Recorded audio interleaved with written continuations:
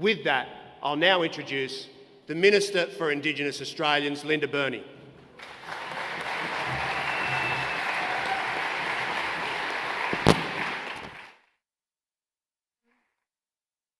Thank you, Darcy, and I'm so happy to be here as a Marrickville girl in my hood. So welcome to the Inner West Republic of Socialist Republic of Marrickville, I reckon.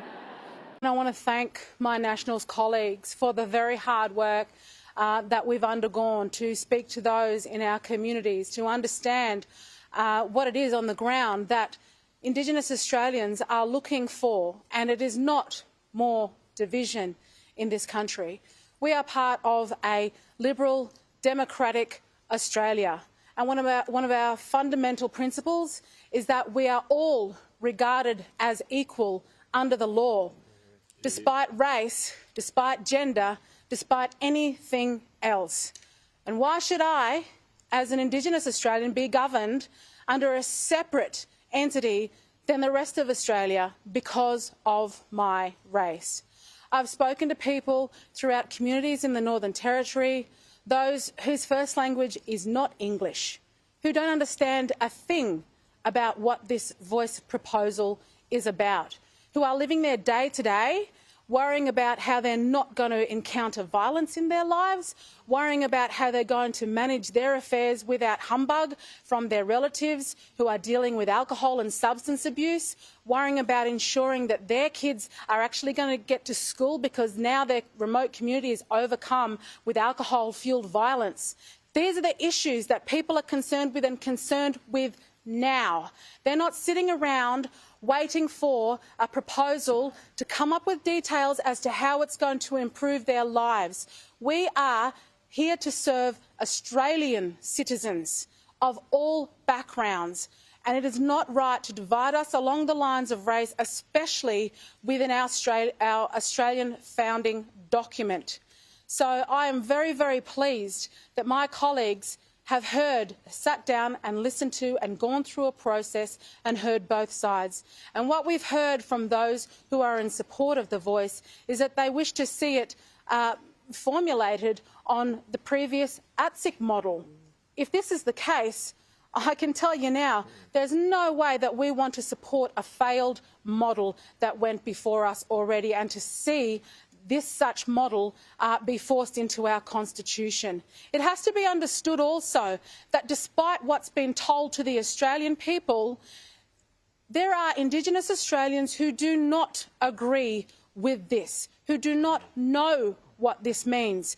Minister Burney might be able to take a private jet out into a remote community dripping with Gucci and tell people in the dirt what's good for them, but they are in the dark, and they have been in the dark. And the very reason why I chose to fight to become a senator for the Northern Territory was to make sure that people like that were understood also.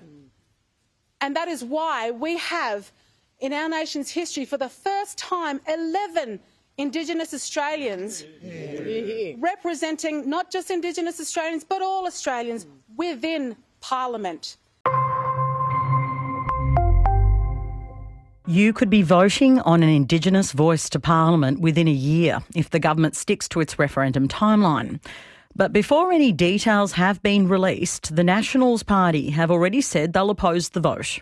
Noel Pearson is the founder of the Cape York Partnership, a lawyer, academic, land rights activist and, of course, well-known Uluru Statement from the Heart activist. Welcome to the program, Noel. Thank you, Patricia. The Nationals are the first major party to confirm they will be campaigning against the voice. Are you surprised by this? Oh, I am very surprised because I've spoken to almost every national senator and MP over recent years, and of all of the political parties, the Nationals were the most supportive of the idea of the voice. So and obviously, something has changed here in the National Party. Do you know what it is, Noel? Well, it's obviously Jacinta Price's entry into the Parliament that has turned everything around. But it is also this leader, this apparent supposed leader, Littleproud, little pride, a man of little pride. And he's like a kindergarten kid, not a leader. The Nationals have foisted the mantle of leadership on a boy who's incapable of the leadership that's necessary for the country and for his party. I really think that the National Party is writing itself off for the future. Entirely preemptive decision. It's really Jacinta's decision.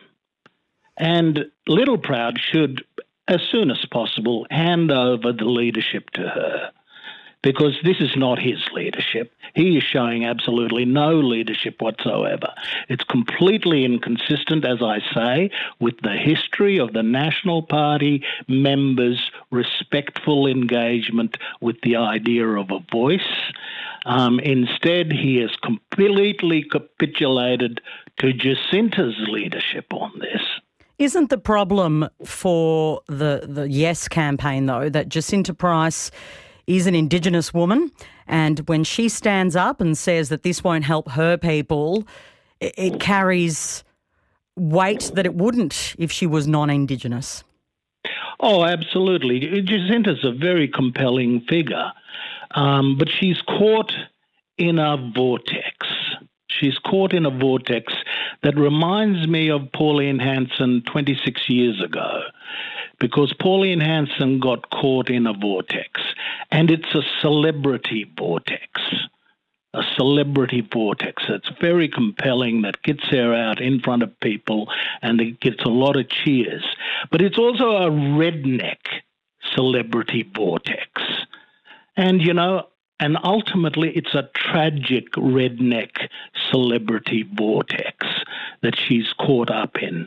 And it involves right-wing people, particularly the Sydney and Melbourne-based right-wing think tanks, the Institute of Public Affairs and the Centre for Independent Studies. They're the string pullers. They're the ones who have lined up behind Jacinta. This has been a campaign in the making over the last 3 years, and their strategy was to find a black fella to punch down on other black fellas. And it's You think it was a deliberate strategy from those people to try and find a black voice that led the No campaign inside of their own ranks? Absolutely. This is the lines, the bullets are fashioned by the CIS and the IPA, but the person pulling the trigger it's a black hand that's pulling the trigger. And this has been in the making for a number of years now, even before Jacinta entered Parliament. And I sincerely believe this is a tragic situation, a tragic celebrity vortex that will make something of a political career for Jacinta, but will produce no solutions for Aboriginal and Torres Strait Islander Australia. I discern in Jacinta's rhetoric no solutions. No attempt to articulate real solutions for people back at Yuendamu, for people back at Arukun. It's funny you say that, because my people, those regional people are the people that they're pointing to, saying that this body will be a body for Redfern, and not those people, that they will be silenced in this voice. What's your answer to that? There are good people suffering in Redfern who have needs, Indigenous people, same as they are in Lockhart River and Arukun and Pomperau and Yuendamu and so on. Aboriginal people have needs all over Australia. This attempt to try and say that one kind of suffering is somehow different to other deprivation is the kind of divide and rule that the Centre for Independent Studies and the Institute of Public Affairs, I'm talking about Tom Switzer, I'm talking about Janet Albrechtsen.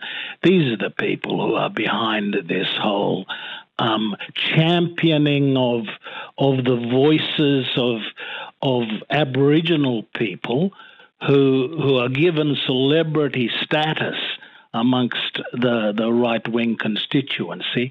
For what result? I mean, If I were Jacinta, I would reflect on the 26 years since Pauline Hanson got into that vortex 26 years ago.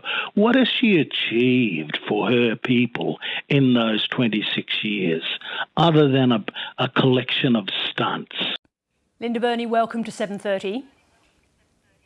Thank you, Sarah. When Senator Price went further, she made it personal. She accused you of taking a private jet to remote communities to, quote, dripping with Gucci, to tell people in the dirt what's good for them. How did this debate get so nasty? There is going to be many nasty things said, and I don't take things personally.